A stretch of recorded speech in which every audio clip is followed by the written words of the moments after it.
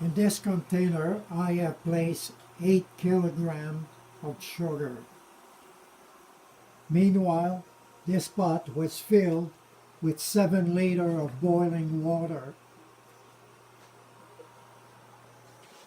The water was added to the fermenter and totally stirred so that no residues. As you see, it's a nice clear liquid. And now we are ready to add water up to 25 liter mark. Don't follow the instruction on this pail. Follow the one on the package.